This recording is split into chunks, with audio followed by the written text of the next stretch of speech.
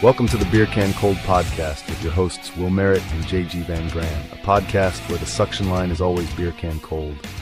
Take it away, boys. We almost forgot how to do this. Almost. We took a month off. There you go. I'm happy to say we're back. I'm happy to say we're back. It's, I've missed doing this. I really do. This is my sanity check. But goodness gracious, what a month it has been. We made the conscious decision actually at the consortium that we're going to just hold off for a minute to just kind of get our lives back together. But it's been great. We got a lot to talk about. Yep. It was good. We were together at the consortium that you guys put out through Effective Media, which was an amazing time, by the way. I love those things. I always get more out of them than I do any of the trade stuff I go to, right? These roundtables, these consortiums are just, they give so much more because it's guys who could just sit around the table and talk about a topic, and there's no right or wrong answer. Yeah. So I found it was really good. Yeah. No, we enjoy it. So going to try to do one again in the spring. We last 2 years it's just been once in the fall. So yeah, and I think we might put our hand up to host that. Now that we have a second location, we might be able to actually just get in there and kind of, shut the doors and have a good time. So we're back. It's been about a month since we recorded. We talked about, we're definitely still going to do the interviews and stuff, but every once in a while, just getting back to this.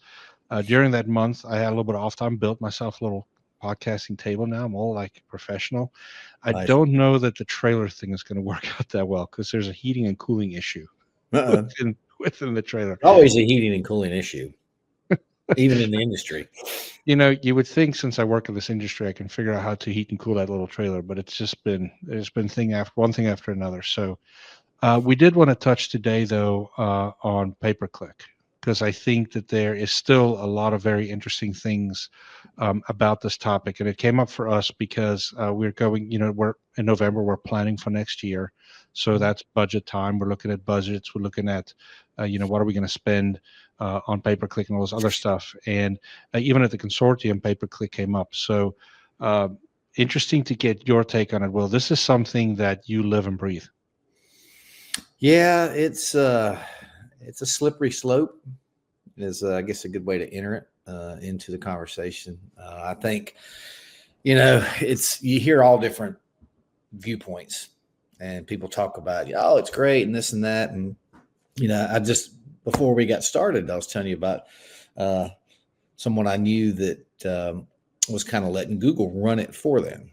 Mm-hmm. And I can get into like Performance Max, which has been around for a couple of years, which is designed to almost let the average person, the layman or whatever, do Google paid ads. And so they spent quite a bit of money in a couple of months' time. And it can happen quickly too. It can happen. I mean, I remember way back when I first got in with Dave, like 11 plus years ago now, and I was trying to, run some Google ads for us. Yeah, you can set it up and you get a bunch of clicks for that. Nothing ever comes from it. So it's really, it's a lot of, it's almost like the Wizard and Wizard of Oz stuff going on behind the scenes that the average person doesn't see, the average customer or contractor doesn't see. It's a ton of work involved in it to make it function properly, where you're not wasting, you're getting clicks, but they're not bullcrap clicks. They're quality. And even then, it's sometimes, people are going to click on it and, if they don't see exactly what they want, they're gone. So that it's just, there continues to be more and more nuance. And we talked a little bit about it. I think we can tease this, maybe our next episode, we're going to get more into like the AI world and how that's affecting what consumers are seeing. I was just telling you, we just got back from Nashville for a trip with a bunch of contractors and a distributor. And part of the presentation I did, I talked about two things that are starting to change. And it's the AI, like generative search results you're getting. So you type in a question, who's the best contractor in town? Why is my thermostat screen blank? And it gives you answers and stuff, and it's pulling stuff from everywhere. And that's becoming a big part of things. You got to have your website set up properly to be part of the search results. But also there's now a new thing. I'll just see this a little bit. We can get more into the paid thing, but there's AI Max now through Google, which is essentially an accompaniment to Google search campaigns, to where they're saying it's keywordless clicks and click-throughs, and it's also getting you up in the AI generative search results. So Wow. it's a new thing, but it sounds like it's like anything. Oh, they make it seem very simple and it's easy to do. Like it said, toggle the button on is all you have to do. Well, and then there's all these. I was watching some videos on it, just learning more about it myself. And there's a bunch of other stuff you have to do at the ad set level in order to really refine and set it up properly, so you don't waste a bunch of money. But my long-winded, as Burrish would call a long cut, back to what you ask about for pay-per-click. Yeah, it's a huge portion of what many contractors use to get leads today. And it's a big part of what we do. Everybody wants the organic results, which is not free. You have to pay people, and you have to put hours into getting your website to rank properly. Right.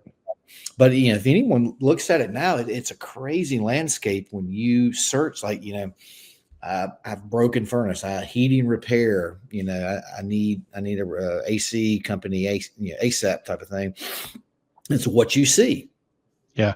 It's generative AI, and then local service ads, and then search ads, and then maps pack, and all that's before you ever get to an organic result. Well, and I think probably we should back up one step, because I think a big part of our audience are guys that are smaller companies. They, maybe just starting out first, second year, they're starting to think about that website. And I'll never forget, I went to work for I worked for a big company, and then went to work for a smaller guy as a sales guy. And I was a little bit computer savvy. And I remember him walking in, handing me this book. And it was this book about keywords for dummies, right? Because I think that it's like Google for Dummies. And he was like, hey, we're going to do the website. You need to start learning about this stuff so you can put it in the website. And so I had an early introduction to it. Joke was on him, though, because he didn't know I didn't read. I hate reading, right? So I watched a ton of YouTube on it. So does everyone today. Yeah, no kidding. But the thing that I think we need to touch on is, how do you get started with this stuff? So obviously I would love for everybody. And the other day I gave you guys a big shout out in a big group I was in, saying, hey, been with Effective Media for 14 years now. You guys need to call these guys. Just don't spend the money yourself. Get these guys to do it. But I think the foundation starts with keywords and those types of things, if you're going to do some of the stuff yourself, right? Yeah. Well, that is still a core concept of getting, the right words, on your website, and the right words in the ads that, when someone searches something, does it trigger your ad? Does it trigger it properly or improperly? And so we've been doing it for so long, and a lot of other agencies have too, but we've been doing it a long time. And so we have what's called a huge negative keyword list. So you don't want to trigger your search ad or whatever ad when someone else types in XYZ heating and cooling, because heating and cooling are key search terms, or key keywords, obviously for our business. So you have to go in and go like, all right, well, who are all the local competitors, and put them as a negative keyword, say against your company in the triangle area. You got to put all the other competitors' names and say, I don't want to trigger my ad. Some people and some companies do that. And what we've learned over the years, that tends to turn out to be a wasted click. They say, oh, no, we want that phone call. We're going to save that. We're going to, pull that customer over. We're going to entice them to go with us. Usually 9 times out of 10, if they've searched that company's name, they want to talk to those people. They want to talk to those people. And, when I dive in from time to time, JG, and listen to calls, I don't do it like I used to, but I do like from time to time to, go, hey, I'm going to listen to a few calls today. And you'll hear that. And the people are like, oh, no, this is, ABC Heating and Cooling. You were looking for XYZ. And they're, okay, click. So they just, spent no telling on that click. So we typically try to stay away from that type of stuff. But keywords is still kind of a foundational piece for both, SEO, search engine optimization, for, organic rankings, but as well as for the proper, paid campaigns. And there's, a gazillion seems like a gazillion different platforms now to be on.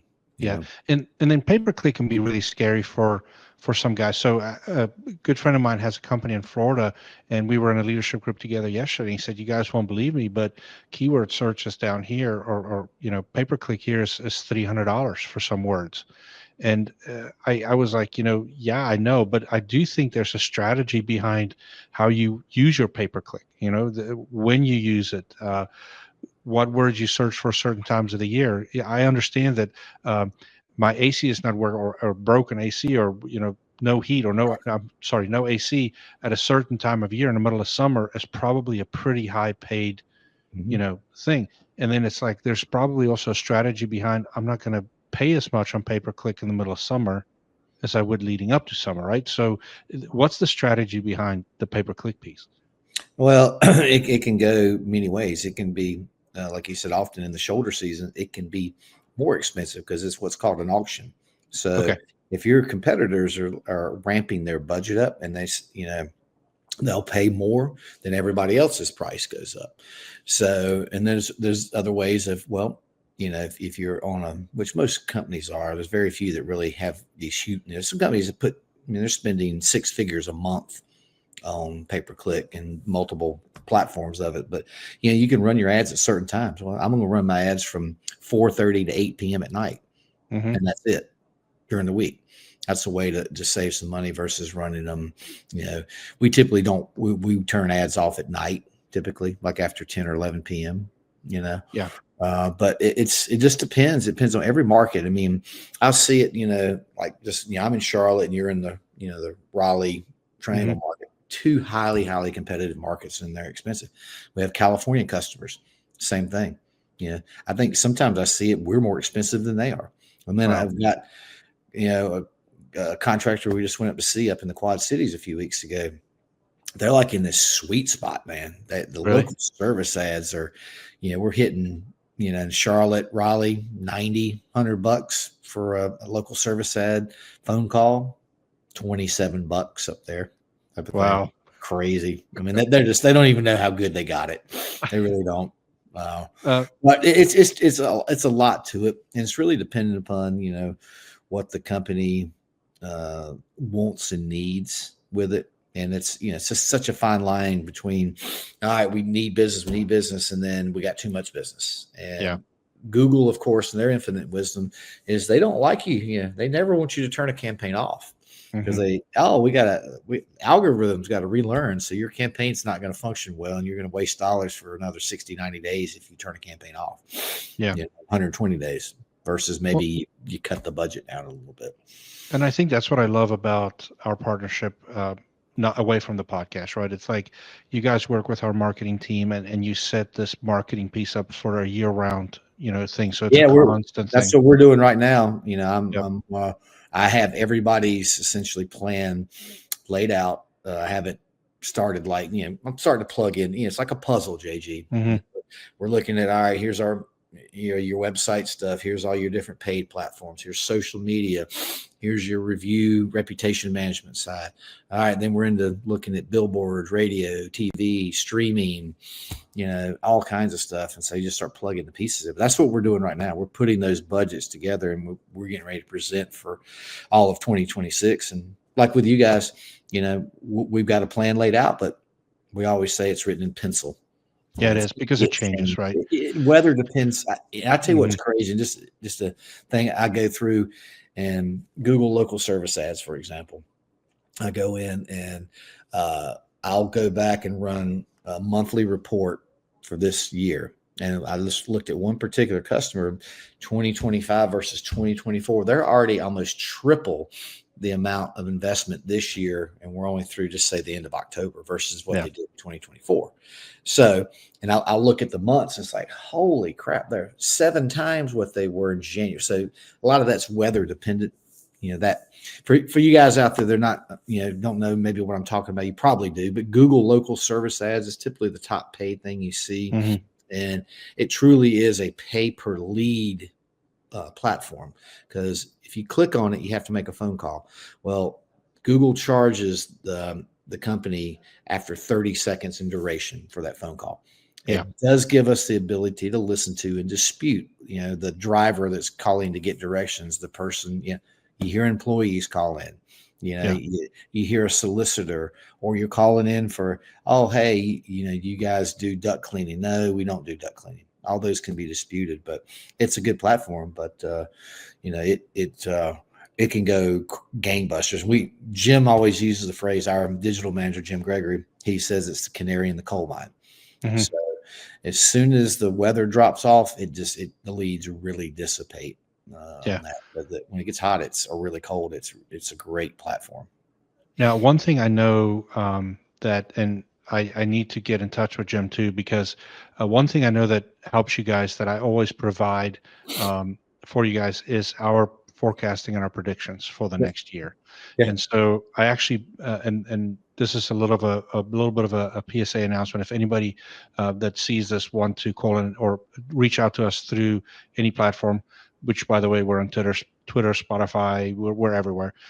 If you want to reach out, I'll help you with this, but it's a spreadsheet that I started creating today, and it's taken a while to put it together. But for us, what it'll do is I'm having my managers this time, instead of me sitting in an office for a month saying this is what the budget's going to be like, I actually am getting buy-in from all our managers, right? So today I started with service, and what I'm doing is I'm asking them to go dig up 2023 numbers. So 2023, 2024, 2025, so that we can start identifying rhythms and looking for, the ebbs and flows and starting to understand that. Because believe it or not, yes, we're a seasonal business, but within that seasonality, there is still a rhythm to certain things, right? And so once we have that, that's how we're going to lay our budgets out. And then we're going to also back into them with the amount of service technicians, what we think they'll do, and so forth. But I think for the marketing campaigns, for you guys to have those numbers to say, hey, we're looking to needing 1,200 service calls in January, 1,400 in February, those things help you too, because you guys can then look into how the pay-per-click, how the you back into the math. You look at, what's the click-through rate? Well, click-through rate's great, but what is the conversion rate? And then, and that's another piece that, once it gets to you guys, oftentimes, we don't have as much visibility. We can see who the customer is and so on and so forth. If that data comes up through the phone call, which most of the time it does, but we don't know. We always say, hey, that $70 click could be nothing. Could be, and when they call you, or they it turns to a conversion. It could be, they call in and the CSR kind of fumbles, or doesn't take care of what they're looking for, or be just a tune-up, could turn into a $20,000 job. Yeah, a change out. You don't know.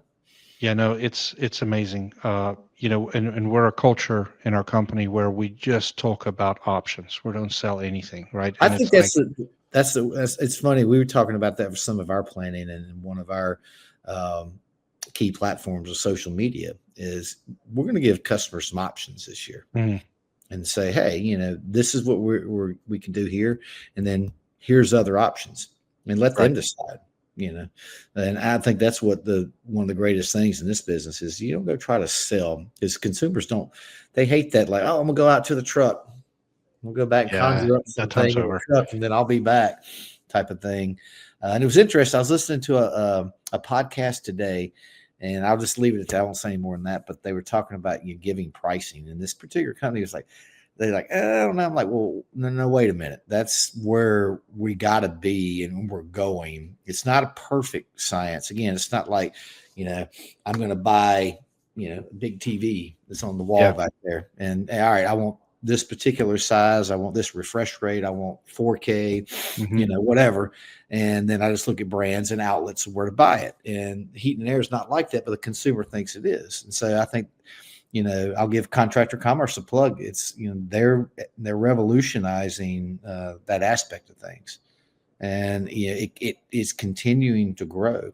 And we're seeing, for some of the people that are pushing it, it still hasn't turned into, I think, what it's going to, but they're getting, a good number of search traffic, organic search traffic, JG, of people going like AC, free AC online quote, HVAC estimate, because that's what they want. Because it's like, boy, you're coming after the house. That's a scary thing. Even though they may have a need, if they can, do some window shopping, so to speak, online, they want to do that.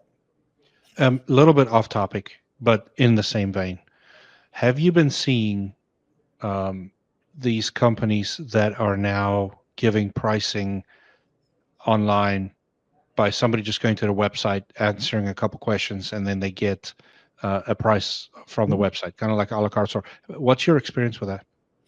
Well, I've seen it more like what I just discussed. And it's only what I know, the Contractor Commerce platform. It started with filters, and then you can actually go in and build a system. Oh, you can't. See, I know we use it, but good system. Yep. Water heaters, whatever. I have a little bit. I understand that might be where we're going, and I get it. But I have a little bit of apprehension, because to me, of course, get a sales guy out to the house to actually look at what is needed. Because just today we had a plumbing situation where it was really easy to quote a repipe over the phone if we needed to, because you customer this many things, but then you get to the job and there's several things that the homeowner would have not known to look for.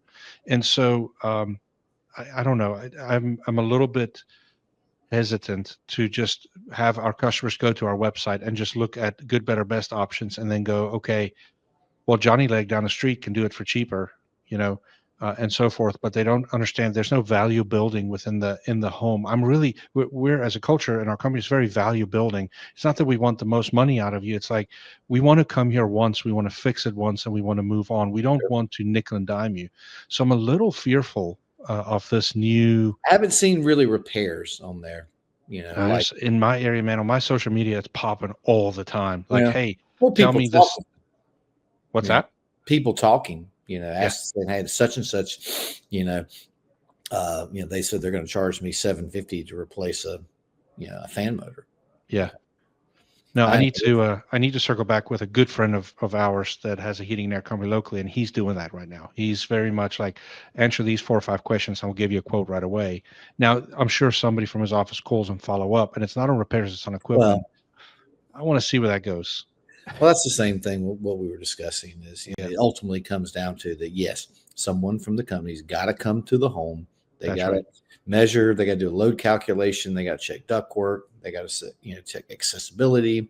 Will the equipment fit? There's so many variables. But that's so over the average consumer's head. Yeah. No offense to anyone, but it's a lot of detail in what happens in this industry and going in. Yeah, I got the contractor come in the morning. We're getting a humidifier. I wanted steam. Well, they did. Had to dig a hole down in which I have encapsulated crawl space. That wasn't happening. Yeah, there wasn't enough drop on the size. I'm doing a bypass, but I need it. I mean, we encapsulated 3 years ago, and the humidity levels nothing in the wintertime. It's way too low. Well, and I think that's the piece I'm like kind of hitting at, right?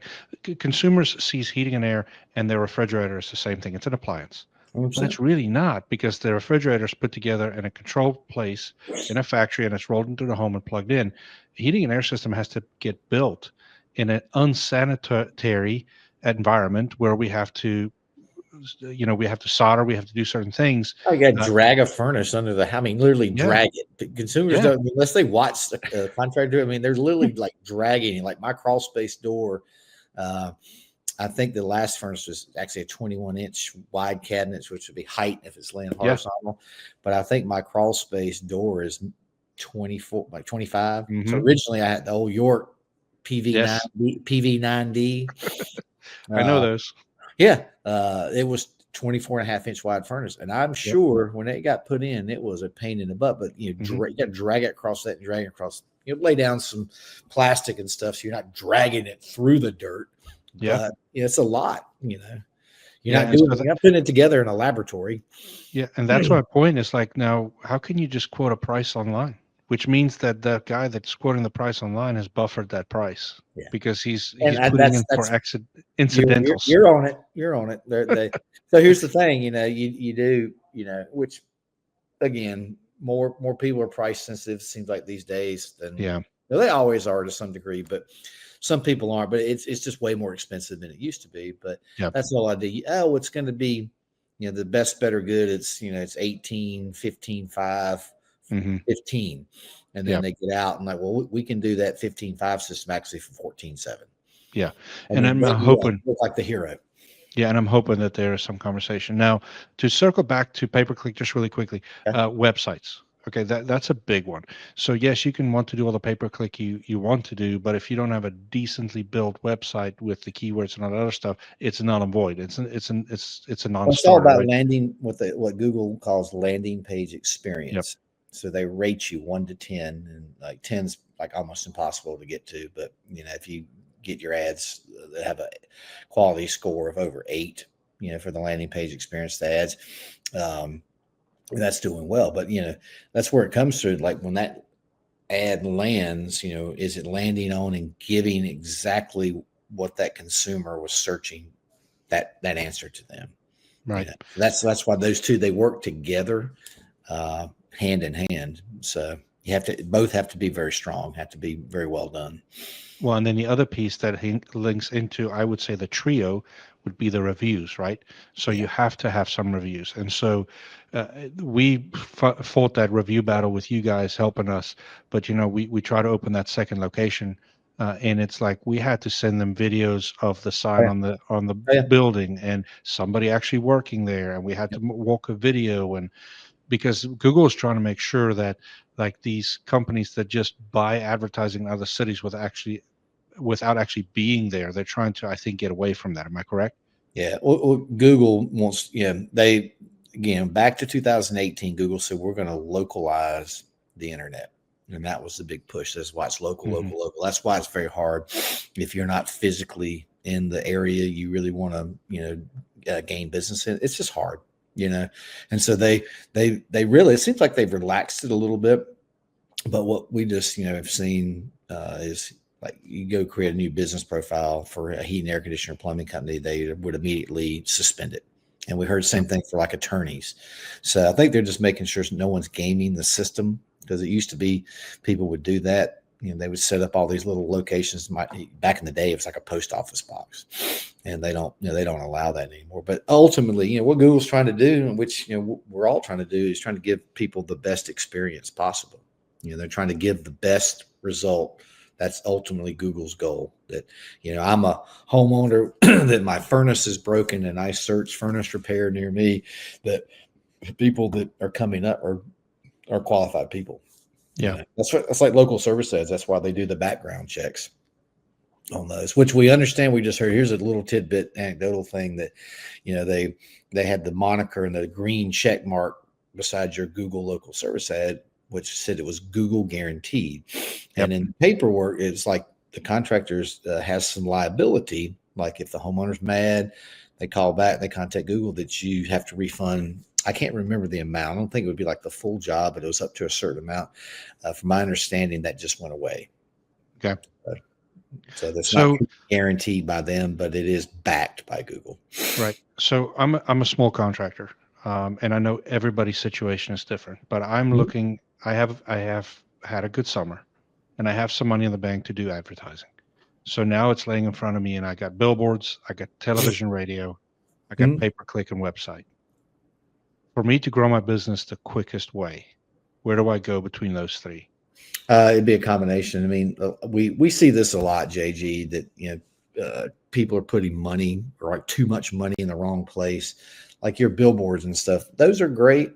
Contractors love them because they get to see themselves. Nothing like driving down and seeing your big face on a billboard. And I'm just thinking of one right now. We put it to where they saw it to and fro coming home and back and forth to work every day. None better than that. Yeah, but one person, she's like, I cringe seeing myself. But it's great. It's like seeing yourself on TV, Right.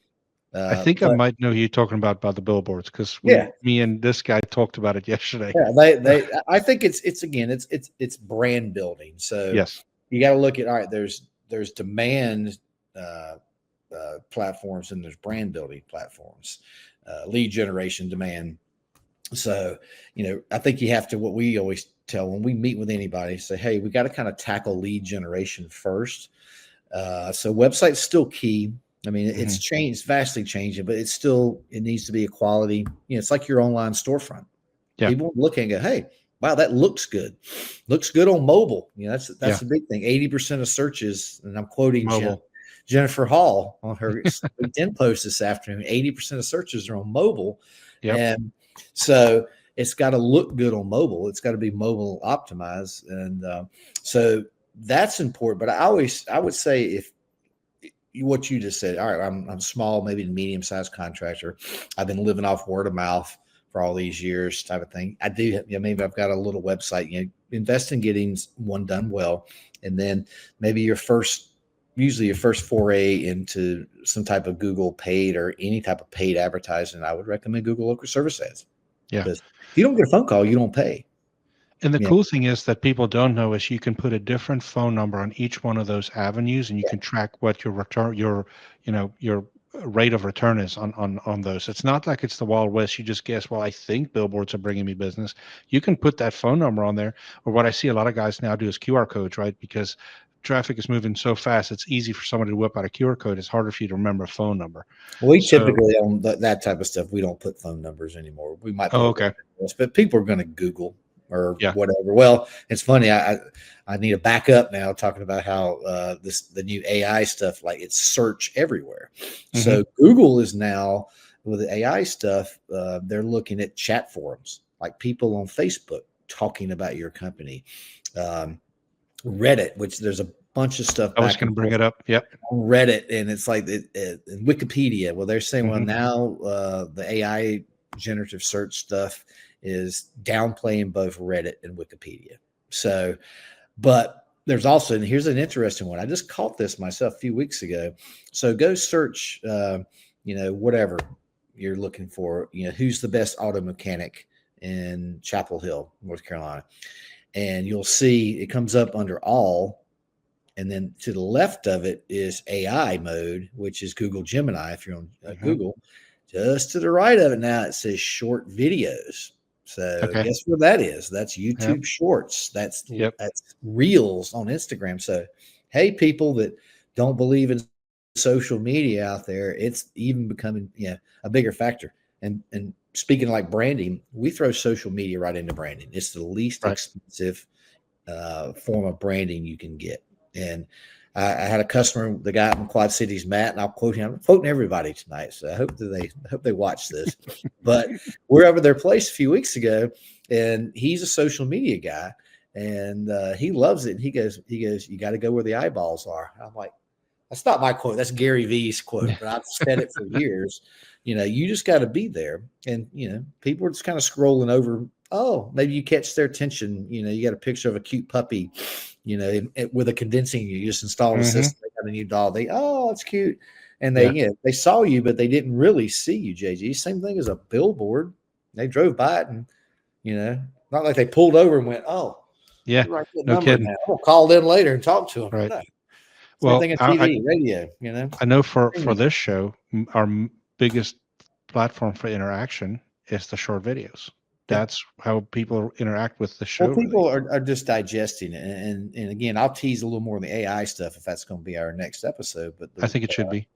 The quote I heard, and it was a Neil Patel webinar. Here I go, quoting somebody again. It said, write in the human voice, and do it for AI. So AI has certain ways they want it. And it's just like, really what consumers are doing today in the general public is they want summaries. It's like if you write a blog or an article on, here's the things to check before you call a contractor. Well, put a summary at the beginning of that blog, number it, bullet point it. So, because what's happening is the AI search engines, the Gemini, Chat GPT, they're going and scraping, and it's easy for them to digest that and pull it out. Yeah. So you're setting your stuff, your content up and stuff. It'll pull those little things out, and then it'll show up, in different searches that way. No, I like it. No, I think AI has an entire hour to be dedicated to it because I think there's a lot going on with it. AI is like SEO. Somebody says SEO. Well, that's like it's kind of like saying, all right, like we joke around where I live, there's a huge community called Providence Downs. Well, there's Providence Downs proper. There's Providence Downs South. And like, so it's like, I live in Providence Downs. Like, well, it's like, I live in North America, Yes. where? Canada, That's right. Mexico. I mean, where are you? I don't know. I US. remember the when I was working for the software company, the programmers would joke and said, "Listen, all AI is smart programming." It's really or a lot of what people call AI is smart programming. There's obviously artificial intelligence, but then there's just some smart programming out Well, there. So it's again, you got to figure out, it's like anything. You figure out the method to the madness. mhm, The way SEO was done 5 years ago is drastically different the way it's done today. 5 years from now, it's going to be totally different again. that's right. And, people. I had a customer up in Nashville last weekend. He's sold the business to his son, Travis. Okay. His dad, Frank, and Jackie were there. He goes, I saw when I first got there, and then ended up like having breakfast with him the next morning, and we had to hang out. And he's like, "Is AI going to take your job?" And I was like, "I hope not." But I was like, "No." I said, it's going to continue. It's evolving. Everybody's using it to some degree. You use it. I've used it more lately than I ever have. For certain things, just to see kind of what it's doing, and you can kind of start to train AI to do, feed information to it. A lot of that's going on right now too. Well, we implemented AI texting. And so that went live yesterday. We've been playing with it for about 2 weeks. You doing It's that impressive. for who? Podium. I hung out with the Podium people. They were right across from us, and her presentation was pretty cool. You call it 10:30 at night, and Larry answers, and it's like that. Somebody goes, "Does it have to be Larry?" Or like, no, Jerry. No, you can put it. You can put it. I was a big advocate of calling him Bob and giving him a British accent, but apparently I was voted down. No, so and it's a little. We have, as a company, made a decision that we will never go fully AI, and never is a long time, but we want the human interaction with most of our customers. They're pushing back on it right now, and like we're hearing it from different people, like when because it sounds pretty real in a lot of cases, and then the consumer listening to, again, back to call tracking and listening to the phone call, you hear, then they find out, and then they get mad. Yeah. So what we're going to do, the voice AI is 2 weeks out, and we honestly are going to do it for a backup. We're going to do it when we have so many people, all our CSRs on the phone helping our customers because our call volume is high. I know you're doing that. It's perfect. Yeah. And so we want the AI to answer and say, "Listen, I am AI. My name is Jerry. I'm AI. I can help you book a call. If you would like to wait, then we will let you wait." But at least it gives us another barrier of customer interaction and customer service, so that the person can say, "Hey, no, I don't want to do the AI. I want to talk to somebody." Or, "Hey," and let me tell you, I'm just going to say, it is scary how good it is with booking calls, because I gave it, I've cussed at it, I've been the difficult customer, I've been all these things, and it has handled everything I've been able to throw at it. So I have confidence that it can help the overflow, but we will never go full AI, which means that I have to build up, have to keep building out my dispatch department, right? And my CSR department, and it's going to mean more people, but this helps me to maybe say, okay, let's turn it on after hours, and give our CSRs their lives back, so that nobody has to be on call, right? Or maybe you turn it on from like 10 p.m. to 6 a.m. and capture everybody that has things going on in the middle of the night. So there's different things, because if it's an actual emergency, the AI will ding 4 or 5 different phones on our side. So there's different things it can do. But I think that's a whole episode that we can, talk about those AI experiences, both in the marketing and the contractor, because it'll give me a little bit of time to see what this does for us, Yeah. No, back to our pay-per-click thing, if I'm a contractor and I'm growing, say I've hit the 1.5 million mark. Website still is the key piece. Your Google business profile, you need to have it set up properly. Your categories, pictures added to it, content added to it regularly, making sure everything matches between that and your website. But then I tell anybody, we talk to a lot of people, and we say, they just want advice sometimes. I'm like, I'm glad to give advice and say, hey, I'd do those things, and I would get Google local service ads set up, and I would do this. I would do as much community involvement as I could. I know these aren't pay-per-click things we're talking, but it's a huge thing. Just Yes. have your company banner hanging at the ball field, in the gym, do some things like that, some sponsorship type stuff, and people like that. And then the other thing is try to be active on social media. But the start of pay-per-click right now, yeah, is Google local service ads, and then as budget allows, if you can get on all their main platforms, they do function well together. So imagine that you spend more dollars and they work better. You can be on local service ads, search ads, on the Performance Max platform, which is a combination of a little bit of everything, and then even display ads, which is your banner ads, things that on partnering websites, apps, games. One of the guys at the retreat we were just at, I was on the weather app, and I'm trying to look at the weather before we left. I'm looking at is it shorts during the day? Can I wear shorts? One jacket, and I clicked to go to the daily forecast, and boom, here comes the whole page ad for this contractor. Yes. Yeah. No, and so I think that's a display ad on their network. It might be running on, may not run through Google, might run through what they call a DSP, demand side platform. But it was a contractor ad, and he turned out to be there. Well, and so that's the thing. Your thing about community involvement. Let's give another shout out. Guys at Mountain Valley, right? Fill in those guys. Like the stuff that they do for community involvement, we should have them on the podcast, because that's a. I love that. I loved it because the owner, Glenn, is a pastor.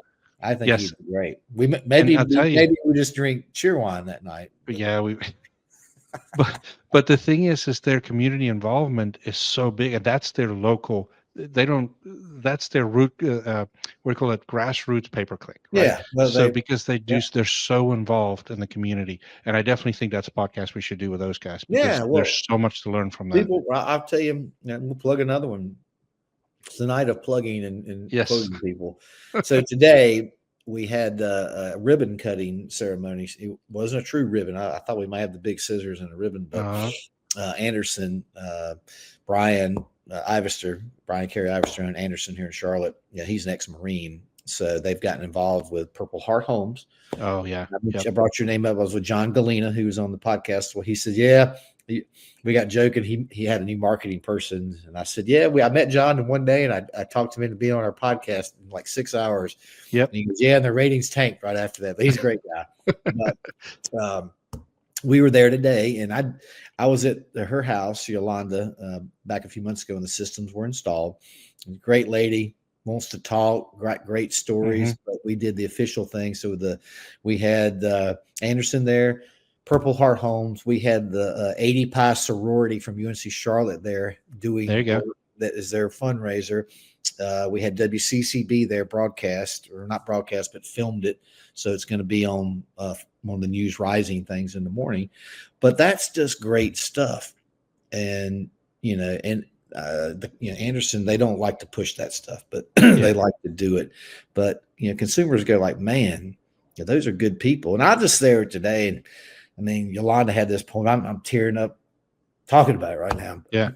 She had someone else read it because she's like, I'm gonna tear up, but it was awesome. Just about her being a woman, being in the military. She was in Vietnam, and just what she went through, and not almost being considered a true, veteran because she was a hero. woman. Yeah. Yep. But it's just very touching. But I'm like, man, that stuff is. Talking about feeling good. I told Jackson when we left, and Kirsten and I said, man, I can do that every day. Yeah. It's like, and that's what, and I'll just leave this here. What Phil told me one time, with them, they help out a lot of people in the community, and they don't like to talk about it either.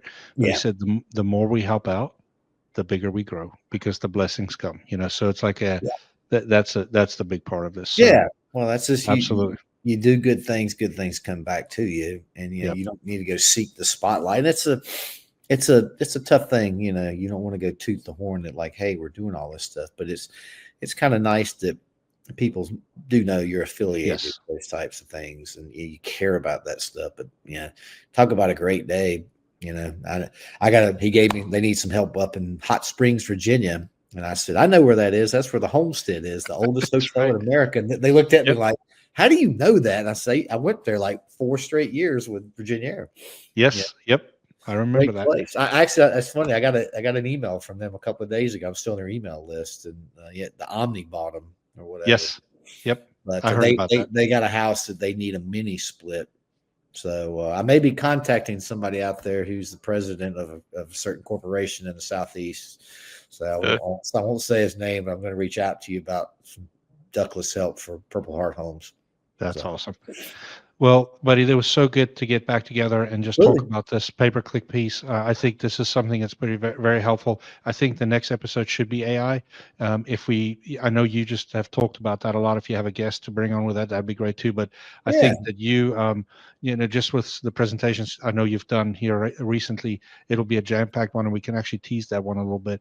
I think it's important to start talking about this AI stuff for sure. Yeah, it'd be really good. Well, there's two kind of, we can talk about like from my side and the marketing side of how it's impacting things, and then you could talk a little bit about how it's impacting, how it's helping your business and how it's becoming a part of that. So it's it's changing so fast. Like I said, Cyberdyne Systems is coming. Look out! Yeah, absolutely. A couple of years from now, what it's going to be like. No, absolutely. Well, it was great to get back in the saddle for sure. We're definitely going to try to be more active with it now that it's slowed down. And I say it's slowed down, but it's about to be Christmas. So, but it's okay. We're going to do this as we can because we love doing it. And so therefore, and then we definitely have to circle back with Marty. I'll get in touch with you that there might be some exciting news coming with Marty. So Marty's one of our friends. Yeah, he's good people. Good people. So thanks again, buddy. I'm getting ready to go get dinner. So I got it. Lisa, my wife, is on a golf trip with 3 of them. I guess the 4th one gets there tomorrow, but they drove to Florida yesterday to Orlando. So they're playing golf until Sunday, driving back. That's awesome. So me and Zach's bacheloring it. Oh, good. Is the pizza been ordered, or are we making fire? No, I have leftover meatloaf. She made this weekend while I was gone, and then we've got some leftover cabbage from Monday night, so I'll probably make some green beans to go with that. And then it's scary movie nights. I'm here to get scared, so we're going to watch a scary movie. That's awesome. Well, thanks, bud. We will be back. Thank you for everybody watching. And I will do a better job of putting up here. Please follow and subscribe, and I'll put a list of where we are. So I'm working on some graphic stuff. I have a new platform that I'm using, so look for this to get better and better. Yeah, well, every time I see somebody I haven't seen in a while, they bring up the podcast. I'm like, that's good. How does I don't even think anybody's watching, but maybe 4 or 5 people are. So no, well, good. Well, thanks everybody, and we will be back next week. Good evening. Thanks, y'all.